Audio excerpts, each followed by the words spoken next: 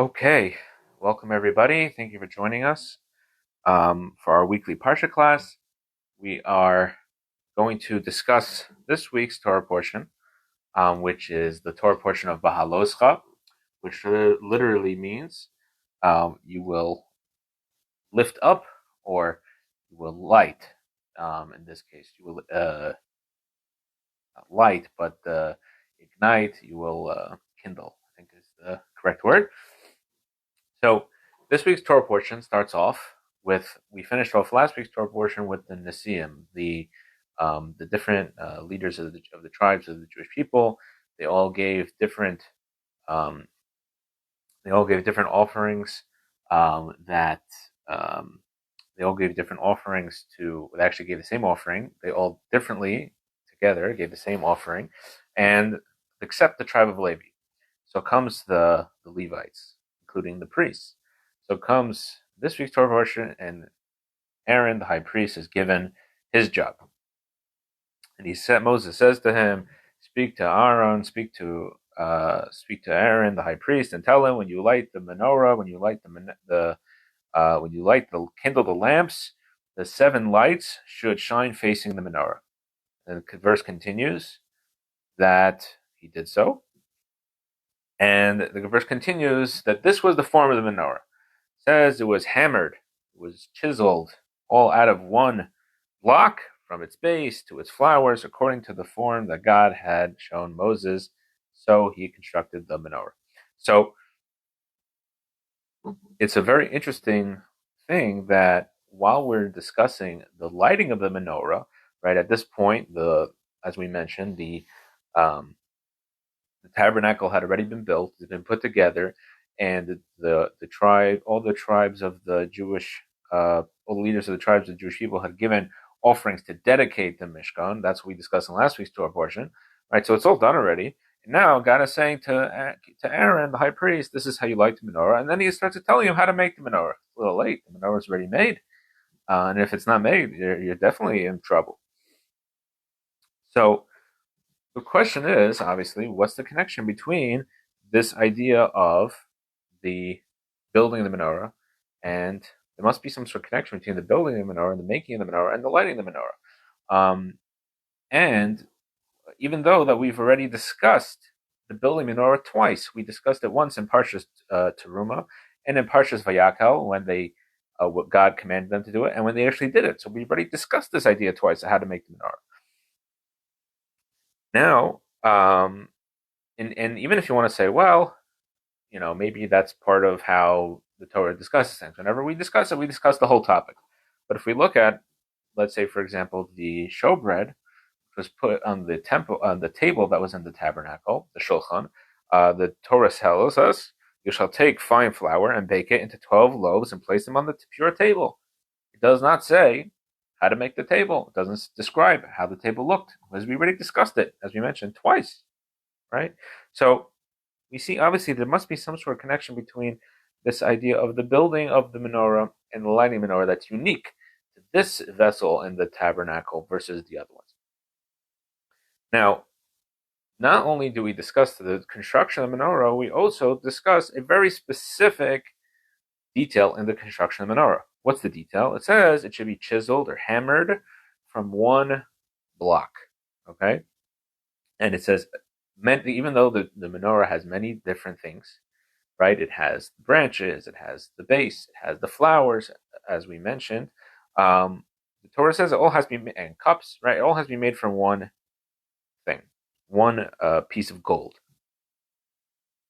Now, this obviously must be, this is the only detail that's mentioned here, right? That's, as we mentioned earlier, right? The Torah tells us he made it, and then it says it was hammered from one block, right? So there must be some connection between this detail of the fact that the Torah was made all from one block to the idea of the actual lighting of the candles every day in the temple, the tabernacle.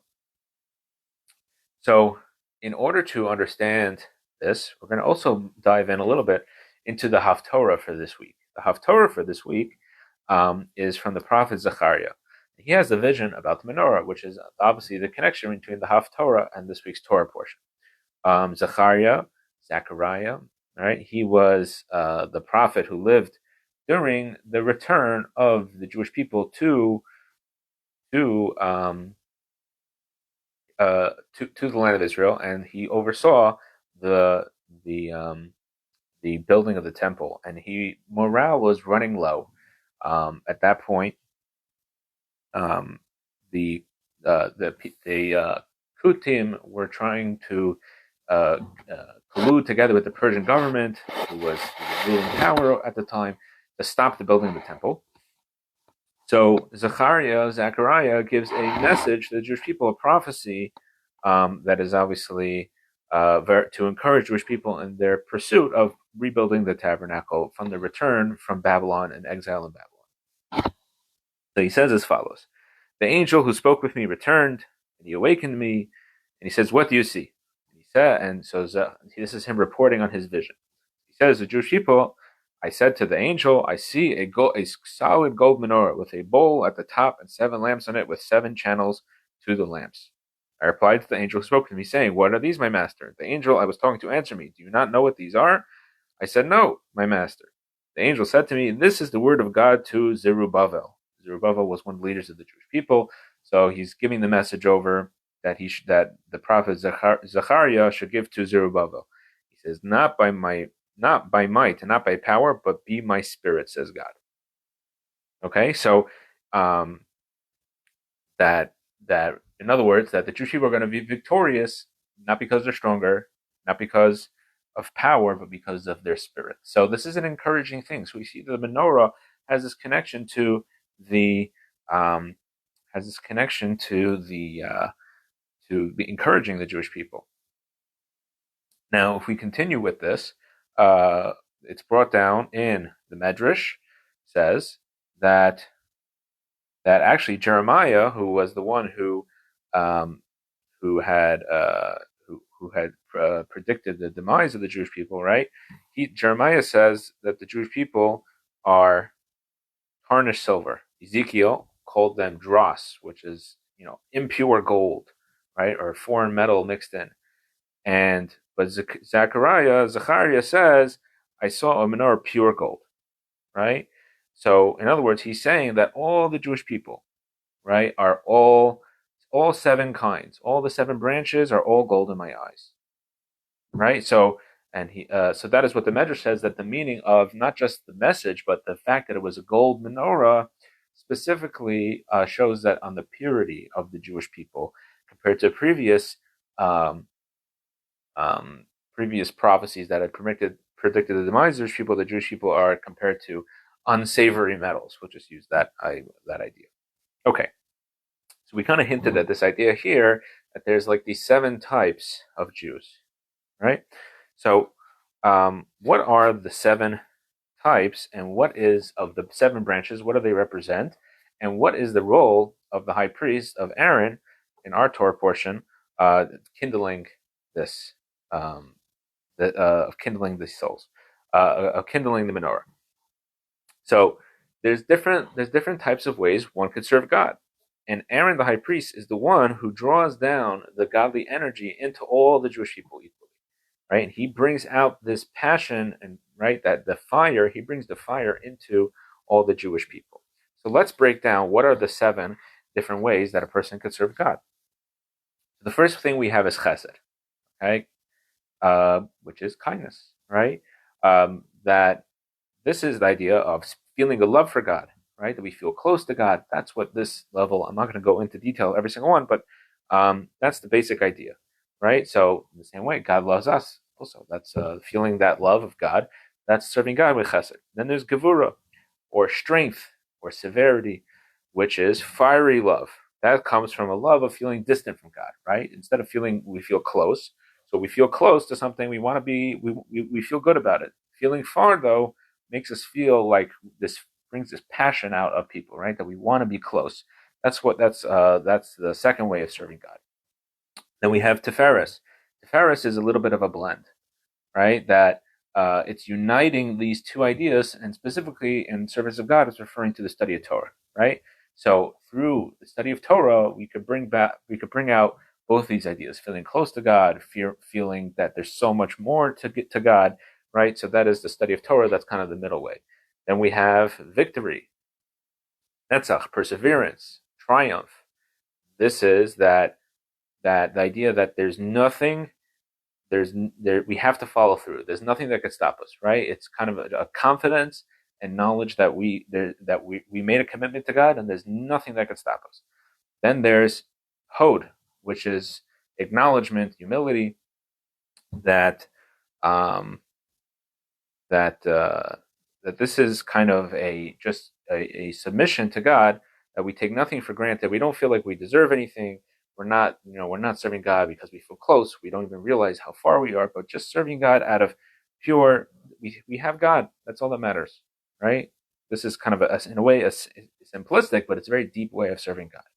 Then there is Yesod. Yesod is connecting with God in a way that we're saying that we're connected to God. We have this commitment to God no matter what.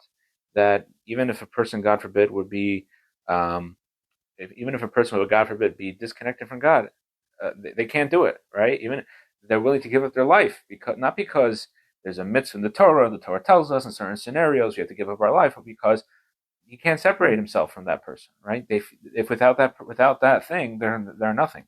So that's serving God in a way of there are no other options. And lastly, there's the idea of malchus, which is kingship, majesty, that our pride in being Jewish, that we feel that we are so privileged, right? And we are representing God. So how can we do anything against God? What do you mean? We're representing God. There's a story about this idea that there was once a student of the Alter Rebbe, the founder of Chabad, that he was faced with a big spiritual test. And he said, what was his argument within himself to the Yetzer Hara? He said, I'm a great student of the Alter Rebbe. I'm a great student of such a great rabbi. How could I do such a thing? Right? So in other words, he used pride to kind of boost him in his service of God. So those are the 7 different things. But what does the Torah tells us? Getting back to our subject, right? So we see there's many different ways a person can serve God. So what does the Torah tell us? But all the lights have to shine towards the menorah. That's what the Torah tells us, right? They all shine. Actually, it says that all the lights would shine towards the middle, which is towards the front.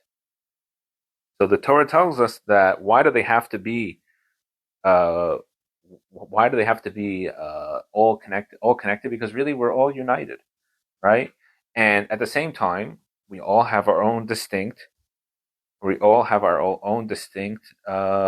ways, right? It's a little bit of a contradiction, right? We're all unified. At the same time, we're all distinct. We're all diverse in our service of God. So how do we do that? So the Torah tells us because the menorah itself is made of one block. It may look like we're all different. It may look like there's 7 branches, but really the menorah had to be made from one block, which was unique to any of the vessels of the tabernacle and of the temple. That the holy ark, the altar, or the shulchan, the table, all the different things could have been made from different pieces, and you put it together, and it could be attached together, welded, or however you do it together, but not the menorah. So the Torah, the Medrash actually tells us that a little bit of a story, a background to how this came about. So Moses went up to heaven, right? And God tells him how to make the menorah. And Moses told him, get a different kol time. So God says, I'll show you. So he shows him. The Medrash tells us that God showed Moses white flames, red flames, black flames, green flames, and he made a menorah out of it. Right? He shaped the menorah out of flames. And he said, this is the form of the menorah.